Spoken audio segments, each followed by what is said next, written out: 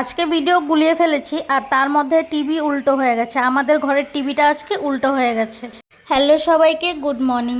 তোমরা সবাই কেমন আছো? আশা করছি তোমরা সবাই খুব ভালো আছো আর আমরাও খুব ভালো আছি। দেখো সকালবেলায় ঘুম থেকে উঠেছি, খুব সুন্দর রোদ উঠেছে বাইরে। যত সুন্দর রোদ ততটা বেশি গরম হয়। কিন্তু ছেলেকে এখানে জিজ্ঞেস করছিলাম দুধ মুড়ি খাবে কি না, ও ডাইরেক্ট না বলে দিয়েছে, না দুধ মুড়ি খাবো না। তাও আমি আজকে ওর জন্য দুধ মুড়ি রেডি করছি। সকালে জলখাবারটা ভাবলাম দুধ মুড়ি দেবো ওকে। দুধ মুড়ির সঙ্গে দিয়েছিলাম 3টে বিস্কুট। এই যে মাত্র বললাম দুধ মুড়ি খাবে না, দুধ মুড়ি খাবে না, তাই বলি দুধের মধ্যে আবার 3টে বিস্কুট দিয়েছি। যদি বর্নভিটা দিয়ে দিতাম তাহলে খুব ভালো খেত।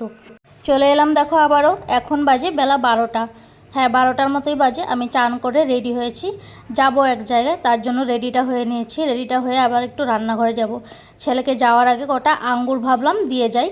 দুধ মুড়ি খেয়েছে সকালে, এখন ভাবলাম 12টার মতো বাজে, কটা আঙ্গুর দেই। কালকে স্কুল থেকে আসার সময় আঙ্গুর নিয়ে এসেছিলাম ওর জন্য। ভিডিওগুলো সব গুলিয়ে ফেলেছি, কোন ভিডিওর সঙ্গে কোন ভিডিও আজকে জোড়া লাগিয়ে দিয়েছি আমি নিজেও বুঝতে পারছি না। এখানে আঙ্গুরটা ধুয়ে নিচ্ছি, ধুয়ে নিয়ে ছেলে এখানে পড়াশোনা করছিল এই খাটের মধ্যে বসে। এই খাটে এখনও ম্যাট্রেসটা পাতা হয়নি, ম্যাট্রেসটা অর্ডার করা হয়েছে, আসলে পরে পাতবো। এখানে বসেও পড়াশোনা করে নিচ্ছিল।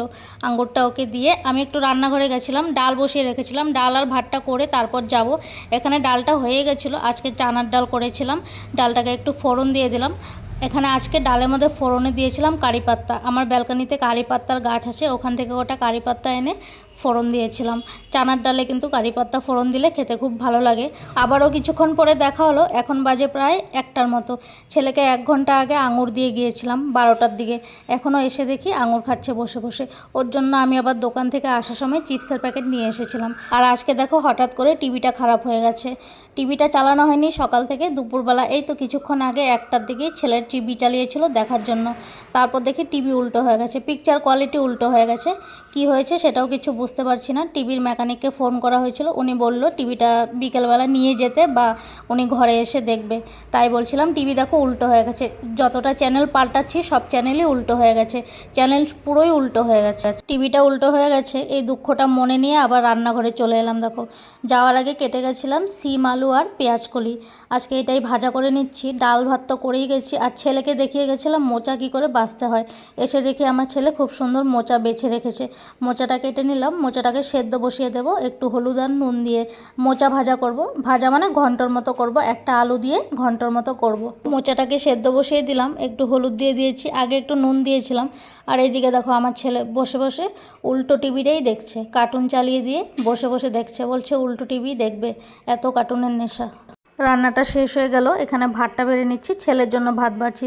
ছেলেকে আজকে সবার প্রথমেই খেতে দিচ্ছি, কারণ ও যদি একবার খেতে বসে প্রায় 2 ঘন্টা 1 ঘন্টা লেগে যায় ওর খেতে খেতে। তাই ওকেই সবার প্রথমে দিয়ে দিচ্ছি, যাতে আমরা খাওয়ার সময় ওর খাওয়াটা হয়ে যায়। টেবিলে খুব উৎপাত করে ও খাওয়ার সময়, এটা ফেলে দেয় ওটা ফেলে দেয়। ভাত খাবে একটুখানি, কিন্তু কত কিছু কাজ যে করে ফেলে একটা টেবিলে বসে। টেবিল নাড়িয়ে উল্টো পাল্টা, টেবিল কোনো দিন দেখা যাবে টেবিলটাকেই উল্টে ফেলে দিয়েছো, এরকম অবস্থা হয়ে যায় ও যদি খেতে বসে। এই দেখো এখানে বসে বসে উল্টো টিভি দেখছে, রিমোট হাতে নিয়ে উল্টো টিভি দেখছে। ভাতটা আমি মেখে দিয়েছি ভাজা দিয়ে, তারপর একটু ডাল দিয়ে দিলাম। এক গাল আমি খাইয়ে দিয়েছি, তারপর আমি বলেছি তুমি এখন একা একা খাও, আমার একটু কাজ আছে। এই বলে আমি চলে গেলাম, তারপরে একা একাই খেয়ে নিয়েছে ভাতটা। খাবার দাবার সব শেষ, তোমাদের সঙ্গে আবার দেখা হলো। কালকে স্কুল থেকে আসার সময় বলেছিলাম যে আঙুর কিনে নিয়ে এসেছি, আঙুরের সঙ্গে কুলও নিয়ে এসেছিলাম, টক কুল। টক কুল বলা যায় না, কুলগুলো খুব মিষ্টি ছিল। আমি 250 নিয়ে এসেছিলাম 20 টাকা দিয়ে। ওই কুল খাওয়ার জন্য এখন বসে আছে। আমি আবার ধনে পাতা কেটে দিয়েছি ওকে, চিনি আর নুন দিয়েছি। ওকে বললাম কুলগুলো বোটাগুলো ছাড়িয়ে দাও, ও এখানে বসে বসে বোটা ছাড়াচ্ছে।